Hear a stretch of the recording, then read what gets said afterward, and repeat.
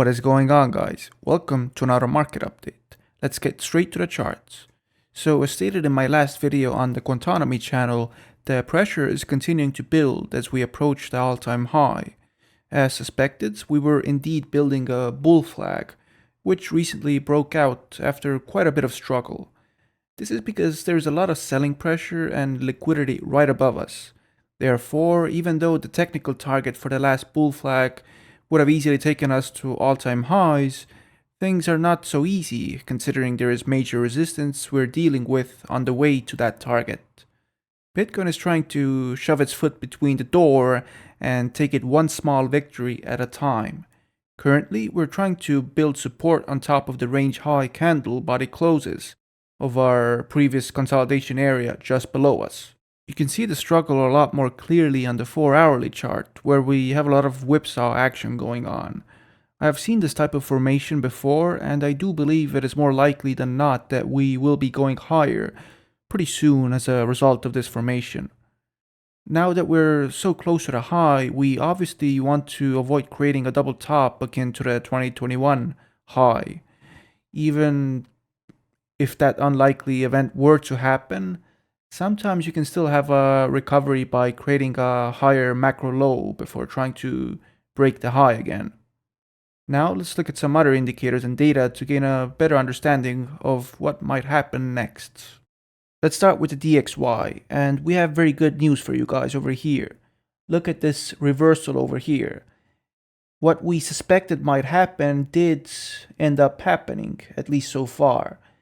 We just want to take out the low here to be sure, but as of right now, it does seem that we are getting rejected off of the previous lows over here. And if we do break this low over here, that would confirm the reversal. And, by the end of the year, our likely target would be somewhere way down over here, akin to the previous DXY lows. Now let's look at the unemployment rate. Nothing new to report here. We have the same goal here as before.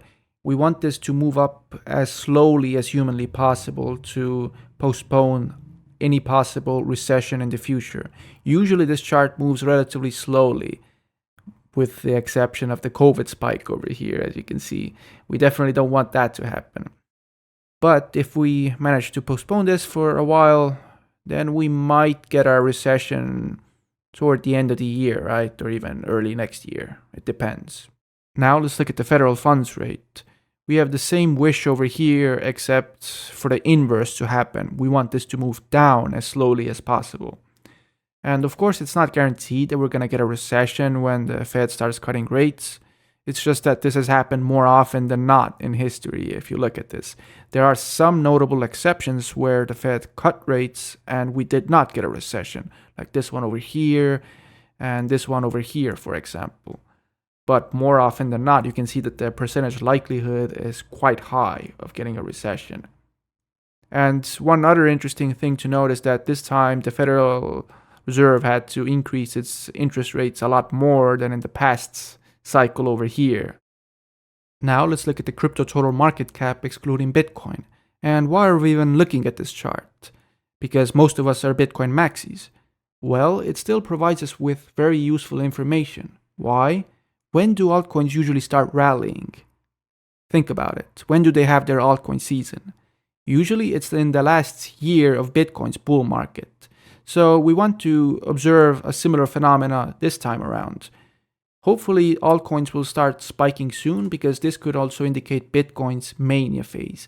So far, altcoins have performed relatively poorly, but they have been performing a little bit better lately and picking up some steam over here. Right now, it could even be building some sort of bull flag over here. Now let's follow up with Bitcoin dominance. So far, there are no danger signs over here. Everything is looking very good for Bitcoin, as you can see. But this image is relatively deceiving because look at the previous market cycles and how fast Bitcoin lost its market cap dominance when altcoins started rallying.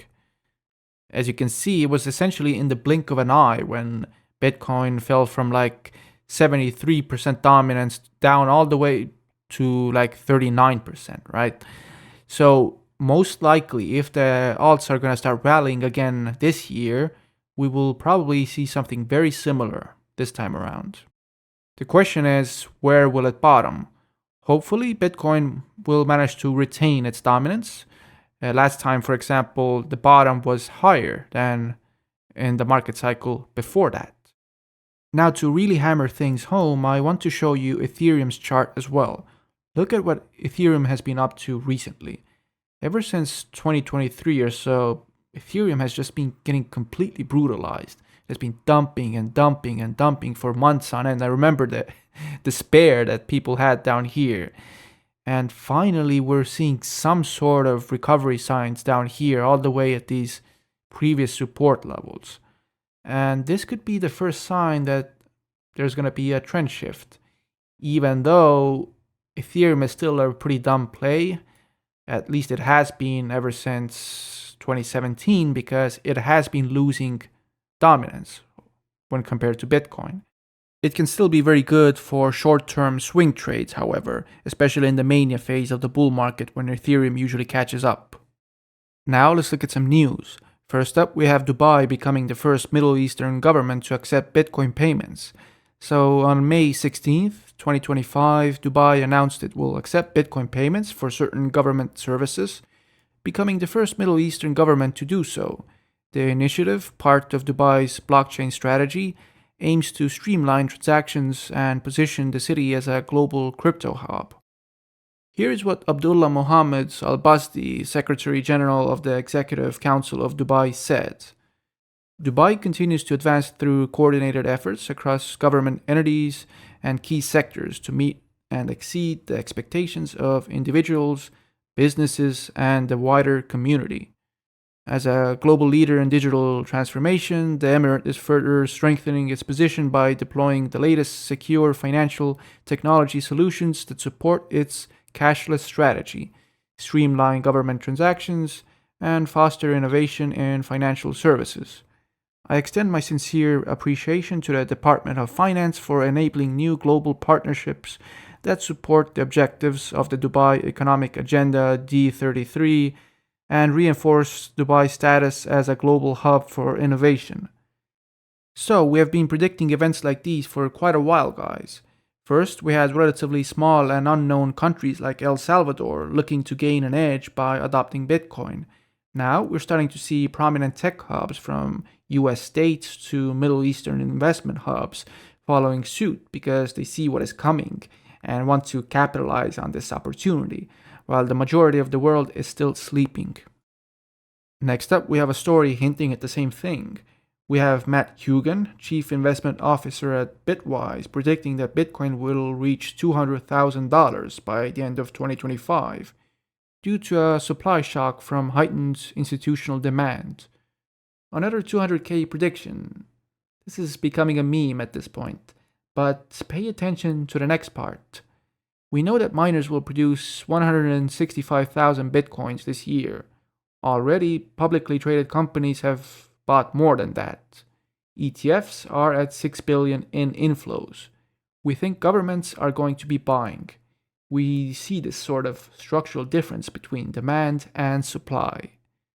So, CEOs of large crypto companies already know something the general public doesn't know yet.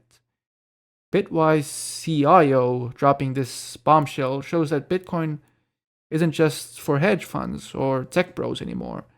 Countries are starting to see it as a legitimate reserve asset like gold or foreign currency. This will legitimize Bitcoin on a global stage. The only question is which country will reap the biggest rewards by being among the first, and which countries will fall behind. For our final piece of news today, we have the US Senate advancing a landmark crypto bill. The Senate voted Monday to advance landmark cryptocurrency legislation, with 16 Democrats siding with most Republicans on a key procedural motion that could set the stage for the upper chamber to pass its first ever crypto regulatory overhaul. The Senate voted 66-32 to proceed on the bill following a series of bipartisan negotiations in which Republicans agreed to an array of changes to win over enough Democrats to clear the 60-vote threshold required to advance the measure. The vote is a major win for the cryptocurrency industry. which has lobbied Congress for years to pass legislation that would help legitimize digital assets. The bill, led by Senator Bill Hagerty, would create the first ever US regulatory framework for digital tokens, known as stablecoins, that are pegged to the value of the dollar. It looks like the majority of the opposition has been from the Democrats, who rejected the last stablecoin bill. So even though most of us are Bitcoin maxis, the reason why stablecoins are important right now is because they allow people to switch between fiat and cryptocurrencies frictionlessly. For example, you can hold stablecoins in a hardware wallet without dealing with the banksters. Also, they create more on-ramps for buying Bitcoin and act as a Trojan horse for normalizing cryptocurrencies in general, as opposed to adopting horrible authoritarian CBDCs. All of this is good and very important right now for getting that extra Bitcoin liquidity. Now let's look at Bitcoin compared to the S&P. So the same story continues. Bitcoin is continuing to outperform because it's almost at its tops over here, while the S&P is not even close to its top. However, you can see that there's still a huge degree of correlation and the S&P is trending up. Same story on the Nasdaq. We're finding resistance at a similar area. It was this huge consolidation area before us, but I do think we will break this resistance and continue higher soon. But when you look at the monthly chart and ignore the wicks, then it looks a lot more similar to Bitcoin's price action. And look at this beautiful bullish candle over here. I mean, you cannot get much more bullish than this. We found beautiful support on the 20-month moving average down here. So we are actually pretty close to the top when it comes to the candle body closes. Now let's look at Google Trends and just look at this plateau over here. Nobody cares about Bitcoin right now. It's ridiculous. And what is Bitcoin doing? We're challenging the all-time high right now. So what is going on? Retail really doesn't care about Bitcoin. And when will they care? You know, when it's past 200K. And to illustrate this point more, I wanted to show you this chart that Firesoon shared with us on Telegram. And it shows the change in Bitcoin ownership in 2025. As you can see, individuals haven't been buying. It's just the businesses and ETFs and even governments. And of course, sometimes when it comes to ETFs, individuals can buy through them, but still, there's a huge trend towards institutional adoption while retail is doing nothing. Now let's look at the Crypto Fear and Greed Index. Nothing new here, we're still hovering at relatively greedy levels in the 70s or so, which is completely normal in a bull market. And even hovering in the 90s can happen toward the end of the mania phase, like in the 2020 and 2021 mania phase. But for now, we have a lot of headroom. We can go quite a bit higher, and any future correction will likely reset this again. So everything is looking good. Now let's come back to Bitcoin and look at the classical indicators. First off, we have the RSI, which is relatively high, but we can easily go much higher in the mania phase of the bull market. Next up, we have the stochastic RSI, which is curling back up. So hopefully, if we start rallying, then this will curve back up. When it comes to the MACD over here, we want to reverse this cross that we had here and create a similar up move like these ones. Now let's have a quick look at the weekly chart, and everything is looking gorgeous. The only worrying aspect is how many green candles we've had here. It's ridiculous. 1, 2, 3, 4, 5, 6, 7 in a row. Sometimes we can have even more, like over here. But when looking at the moving averages, everything is curling to the upside. And when looking at the RSI, what we want to avoid doing here is to create some sort of divergence. What do I mean? You see that we have these peaks over here, a high, a higher high, and most likely we will also have a higher high here.